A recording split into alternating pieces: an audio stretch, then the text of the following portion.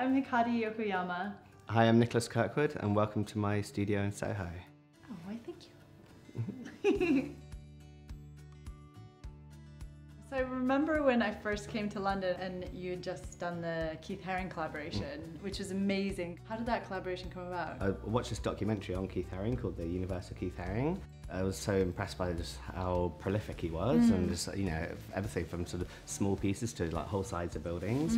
I just sort of saw these sort of silhouettes and how they could be kind of created to put together a shoe or a shape of a heel. I've noticed like from season to season there's certain shapes that carry through, but then you add more and you tweak them and you change the material and you add a pattern. It's like kind of interesting. It's more of like a continuous evolution than ready to wear. Yeah, I mean that's this kind of continuous evolution is very much the way that I approach design. The whole thing does evolve from the beginning till I finally have to actually show it. You know, actually ultimately it would probably keep on evolving, but you know, there's a date where I have to put it in. I love too how you approach shoes so three-dimensionally. It seemed like everyone's already done everything, but what you've done with heels or putting the pearl and like the little, I don't even know what you call that. You know, there needs to be a sort of sense of discovery when, of course, you can put all the treasures on top, but for me to discover that there's a hidden pearl underneath the shoe, is like, you know it's there before anybody else does. Andy Warhol actually used to sort of pin like jewelry inside of his coat, and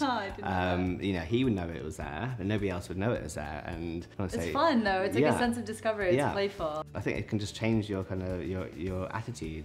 I love your heels, but last summer I broke my ankle, and so I couldn't wear heels for about 6 months, and I suddenly was like, oh wow, like flats, so nice.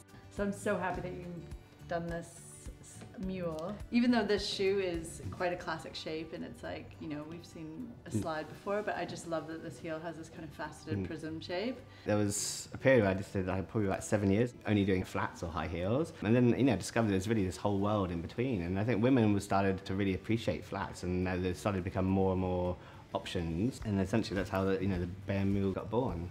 I wanted to create something which essentially you could like almost crunch up and put in your bag, so you could still wear your heels and have something that, you know, I just didn't want to. It's a very New York thing. I didn't want to make a ballerina at the time, because that was the kind of the obvious option to kind of do that. Yeah. And I thought, you know, how can we kind of have something that has all the advantages of a ballerina but still have the look and, you know, of something a little sharp. Yeah, exactly. And essentially that's how the original loafer was kind of sort of born, and this is really an evolution of that, with you know, making sort of the backless version that makes it a little bit more summery, and I think it's such an easy shoe. Yeah, you can wear it with everything. Yeah. Also, I travel all the time, so it's like the one shoe, you can pack just that shoe and get through everything from morning to meetings to hopefully a really fun late night. For sure.